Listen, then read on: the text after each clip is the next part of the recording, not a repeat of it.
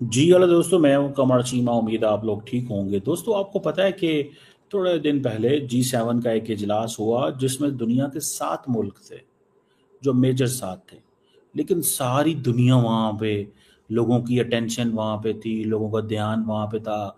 लोग उनके बारे में सोच रहे थे, बातें हो रही थी, प्लानिंग्स हो रही थी, डिस्कशंस हो रही थी कि क्या होगा, मोदी क्या करेगा, ट्रम्प क्या बोलेगा। फिर आपको पता है जॉइंट कम्युनिके नहीं आया उसका इवेंट का, क्योंकि ट्रम्प पहले चले गए और G7 इकट्ठे होकर कोई फैसला नहीं कर सके।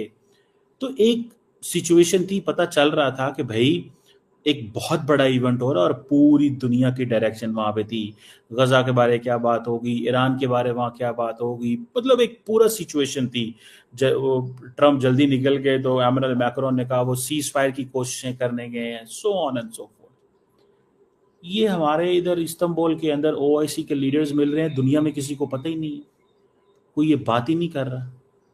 उसकी वजह क्या है कि 57 इस्लामिक मुल्क मिलते हैं तो कोई परवाह नहीं है।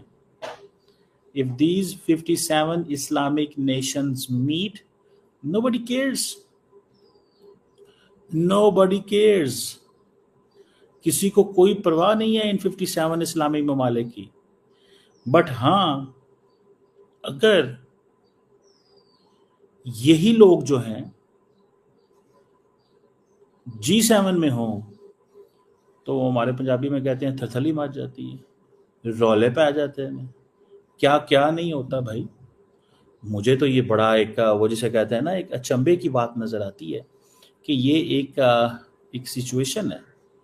यहाँ पे एक ऐसी सिचुएशन क्रिएट हो गई कि 57 इस्लामिक मुल्क मिल के क्या बात कर रहे हैं। और मैं देख रहा था कि वहाँ पे ईरान के फॉरेन मिनिस्टर भी आए हुए हैं। क्या इन 57 मुल्कों में से कोई ऐसा है जो वहाँ पे ईरान को ये कमिटमेंट दे सके कि सुबह आपके ऊपर हमला नहीं होगा? देखें, कोई भी नहीं है। लेकिन वो 7 ममालिक जो इकट्ठे हुए थे, अगर उनमें एक पे भी हमला हो तो सारे इकट्ठे हो जाते हैं। तकरीबन 1,000 बंदा वहां पे इकट्ठा हुआ है। बड़ी हाई लेवल पार्टिसिपेशन हुई है, बड़ी हाई लेवल पार्टिसिपेशन है, बड़े नेक्स्ट लेवल की पार्टिसिपेशन हुई है। हेड्स ऑफ जो डेलीगेशंस हैं, तकरीबन 43 जो मिनिस्टर्स आ रहे हैं, 5 डेप्टी मिनिस्टर्स वहां पे पहुंच रहे थे।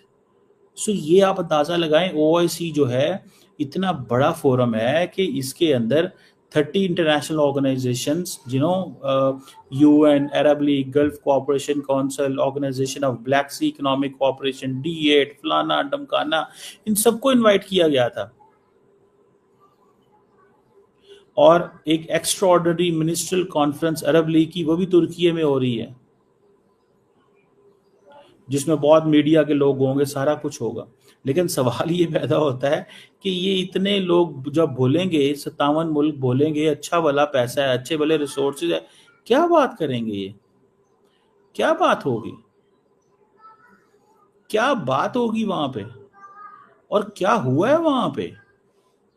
जस्ट एक सवाल तो है ना एक। और लोग सवाल करते हैं।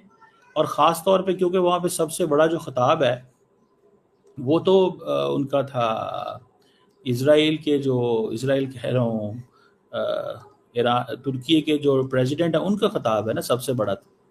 तो क्या क्या हुआ है वहाँ पे? ऐसी क्या चीज़ है कि कल को गजा में बम्बार्डमेंट बंद हो जाएगी, कल को ईरान इसराइल कॉन्फ्लिक्ट जो है वो नॉर्मलाइज हो जाएगा? क्या है? कुछ भी तो नहीं है। तो ये क्यों मिल रहे हैं? सवाल पैदा होता है। बहुत सारे लोग पूछते हैं कि भाई क्यों मिलते हैं ये,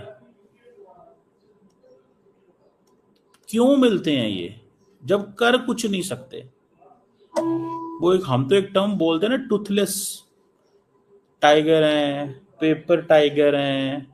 मतलब कोई बात ही नहीं है इनकी यार, इनका क्या है, जो मर्जी बोल दे रहे हैं, हमें इनसे क्या लेना देना। ये ना तो कुछ ऐसी सिचुएशन क्रिएट कर सकते हैं जिसमें हम कह सकें यार हाँ जी जबरदस्त कमाल कर दिया इन्होंने।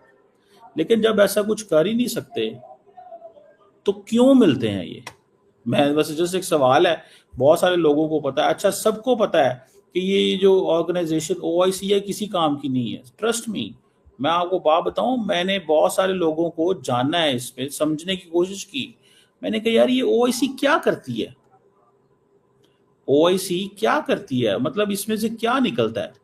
अच्छा, मैंने एक दफ़ा, मुझे याद है अच्छे वाले, कि एक ओआईसी का डेलीगेशन आ गया, तो मैंने उनसे पूछ लिया, मैंने कहा यार आप क्या करते हैं, आपने इब्राहिम अकॉर्ड कर लिया, सारा कुछ कर लिया, एटलीस्ट मुसलमानों को बता ही दें कि हमने अब इसराइल से ताल्लुकात नॉर्मलाइज करने हैं, ताकि अरब वर्ल्ड के अंदर तो रातों रात फैसला हो जाता है, सुबह इंप्लीमेंट हो जाता है, क्योंकि वहाँ नेचर ऑफ गवर्नमेंट डिफरेंट है, वो दैट इज द राइट, कोई मसला नहीं है। बहरहाल ये है कि ये जो सो कॉल्ड हमारे जैसे हाइब्रिड मॉडल है, इनका क्या करना है।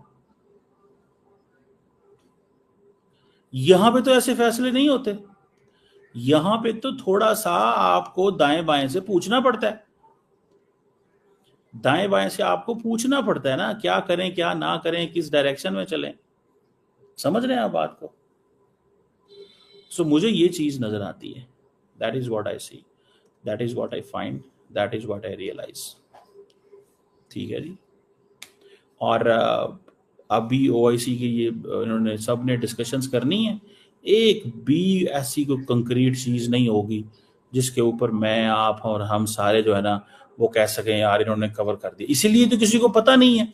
वो 7 मुल्क मिले थे, वो 7 मुल्क मिले तो शोर मच गया दुनिया के अंदर, वो 7 मुल्क मिले तो दुनिया में शोर मच गया। और यहां पे क्या हुआ, यहाँ पे जनाब 57 मुल्क हैं, 2000 1000 एंटिटी है, ऑर्गेनाइजेशन, दिस दैट ये वो, ये बेसिकली मुसलमान ममालिक अपनी पीआर एक्सरसाइजेस करने के लिए और इस तरह की चीज़ों के लिए, और तो किसी में किसमें कोई वो जिसे कहते हैं ना, कोई इसका वो नहीं है,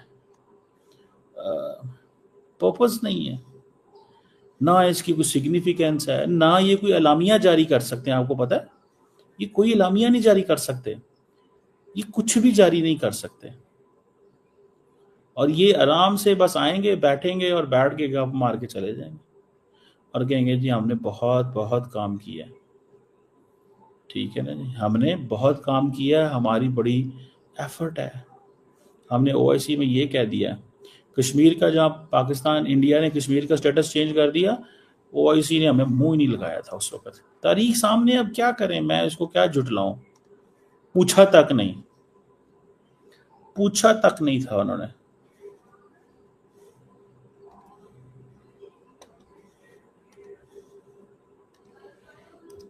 पूछा तक नहीं था, पूछा तक नहीं था उन्होंने जनाब।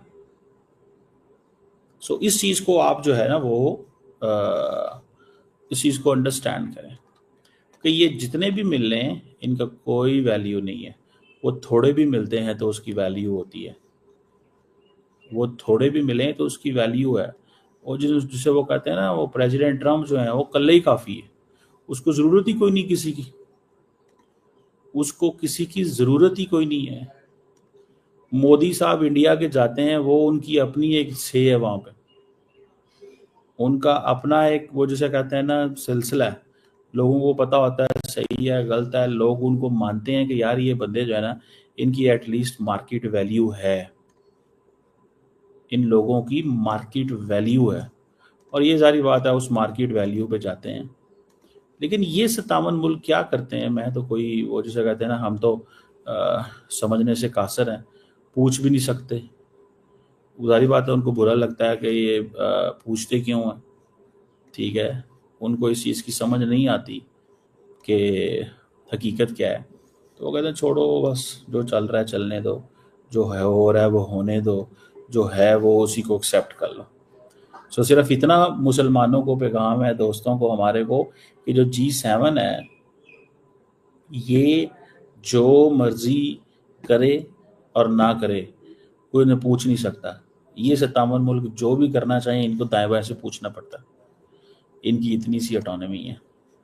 और बीच में से तो ईरान ने इंडिया ने हमें ये बताना शुरू कर दिया था कि आप कौन होते हैं, हु आर यू, आप कौन है हमें बताने वाले कि हम ओआईसी का इजलास अटेंड करेंगे, हमारे अंदर 25 करोड़ बंदा है, हमारे पास 25 करोड़ बंदा है, हम इजलास अटेंड करेंगे, जो करना है कर लो।